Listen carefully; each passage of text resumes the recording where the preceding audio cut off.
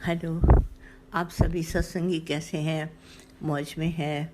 सदैव अपनी उन्नति की तरफ ध्यान दीजिएगा। और जीवन का पल इतना कीमती है कि जो जाता है फिर वापस नहीं आता। ज़िंदगी में दादा ने ये बात हम सबको सिखाई कि जो चीज़ जाती है समय अनुसार फिर वो आती नहीं है कभी भी, तो उसकी कीमत है। जो जाए और फिर वापस ना आए तो उसकी कीमत है। जैसे हमारा समय चला जाता है तो वापस नहीं आता हमारे पास वही समय। अपॉर्चुनिटी है, मौके होते हैं गुरु से मिलने को और बहुत सारी बातें होती हैं, तो हमारे को वापस एक बार मिल जाता है मौका, तो मौका को अवेल करना चाहिए, अपनी उसमें उन्नति लगानी चाहिए। तो गुरु एक बार मिलेगा, फिर दोबारा तुम आनाकानी करेगा तो फिर दोबारा नहीं मिलेगा। ऐसे ये जीवन लाइफ हमको मिली है, इतनी कीमत है इसकी, ये ज़िंदगी दोबारा नहीं मिलेगी।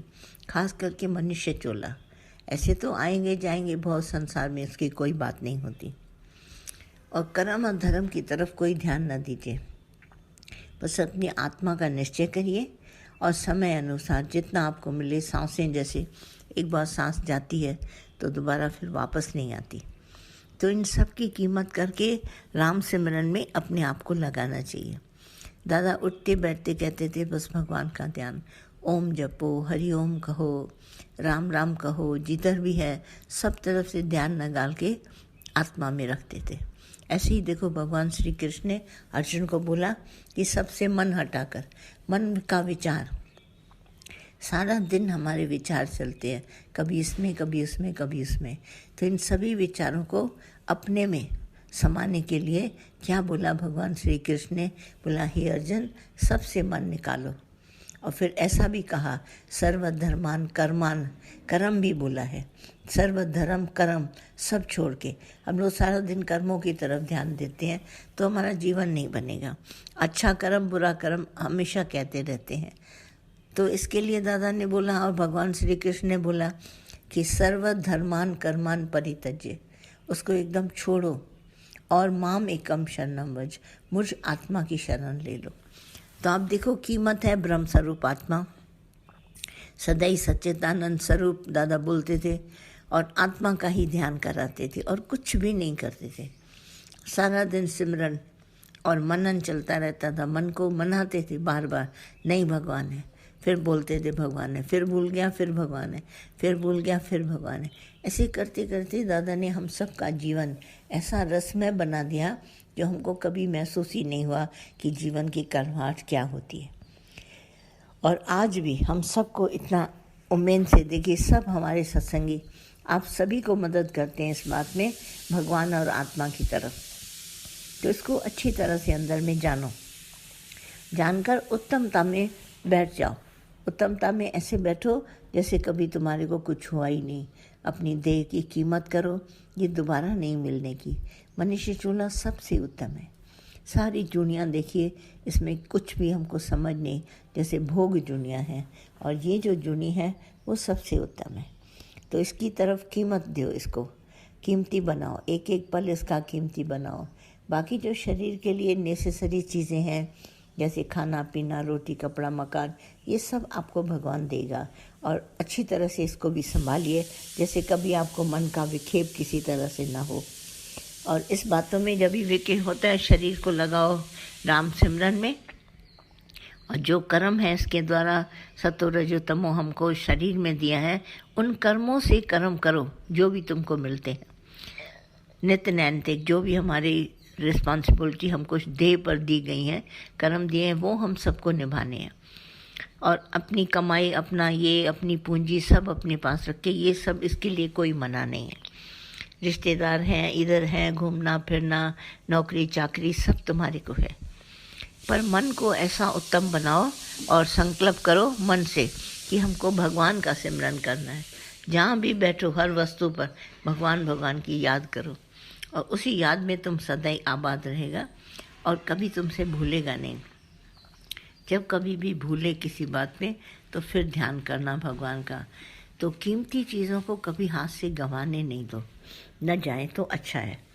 बाकी अगर हम ध्यान देते हैं, ध्यान हमारे जीवन में कीमती है, अगर हम ध्यान देते हैं और बातों की तरफ इसके अलावा, तो वो बातें भले ध्यान से आपको प्राप्त तो हो ही जाएंगी, मिल तो जाएंगी, पर आप देखेंगे सर्टेन एज के बाद आपके पास वो काम की नहीं रहती। काम सिर्फ हरि नाम आता है। हम बैठ के देखते हैं दुनिया में भी क्या कीमती है, तो कीमती चीज़ को अगर बचपन से बटोरो तो वो कीमती चीज़ हम सबको बड़ी काम की आती है। तो कोशिश करके आप देखो क्या कीमत है दुनिया में। जगत में देखो वस्तुएं आती हैं फिर दोबारा मिल जाएंगी, हर चीज़ दोबारा मिलेगी, सेकंड टाइम आप ले सकते हैं, पर ये नहीं ले सकते। तो इसके लिए हमारे को बार बार कीमत चुकानी पड़ती है। हरि सिमरन इतना करते रहें। जैसे हमारी आप जैसे होता है मोक्ष पद के लिए ये बहुत ज़रूरी है, कुदरती तुम्हारे अंदर से ये निकलेगा नाम सिमरन। तो इस नाम सिमरन को सदाई अपने जीवन में लाने की कोशिश करो, और जैसे जैसे ये सिमरन आपका बढ़ता जाएगा, जैसे भजन भी हम लोग गाते हैं, जिसके हृदय में प्रभु सिमरन होगा उसका सफल जीवन बनेगा।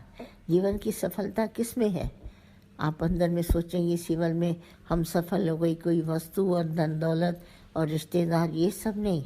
सफलता है मुझे भगवान मिले तो मैं सफल हो गया। नाम सिमरन हमारे साथ रहे। भगवान का मिलना माना यही है, प्रभु का मिलना, जो संसार हमारे भीतर नहीं हो। जैसे हम लोग कहते हैं नाव पानी में सदाई हो, पर नाव में पानी अंदर ना आए, उसको डुबा देगा।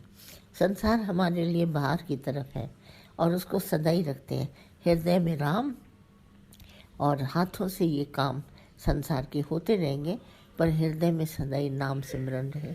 तो इस सिमरन के साथ हम जीते हैं, इसी के साथ चलते हैं, इसी को अंदर में बार बार इसका ध्यान करते हैं।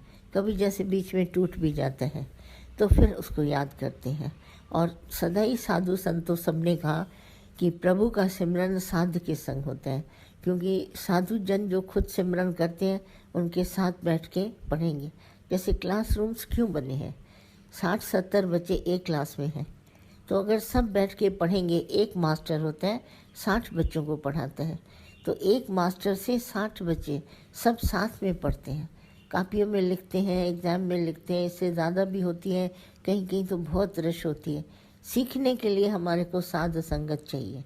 एक ही क्लास के बच्चे एक क्लास में बैठेंगे और एक मास्टर पढ़ाएगा तो उनकी उन्नति होगी।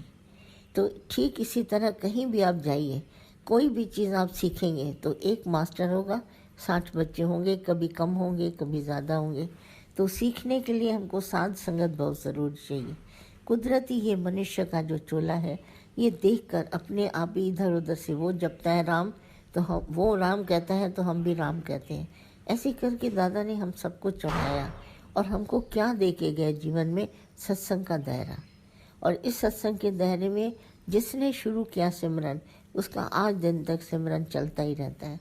उसको सत्संग के सिवाय धीरे धीरे करके ये ऐसा राम रतन धन है भगवान का कि आप जपते रहो, आपके अंदर में शौक बढ़ता जाएगा। जैसे नहीं बच्चे को माँ ज़बरदस्ती तरह तरह का भोजन खिलाती है तो खाने के लिए उसका शौक हो जाता है। फिर जैसे जैसे इसका टेस्ट डेवलप होता है तो उस चीज़ पर आ जाता है, मम्मी मुझे ये चीज़ चाहिए, मम्मी ये चाहिए। ऐसे ही हृदय में, ये तो जीव की बात है, रसों में, और फिर कभी कभी रस हम अटक भी जाते हैं रसों में, और ये हृदय का रस है। देखो कैसा जीने के लिए दादा ने हमको ये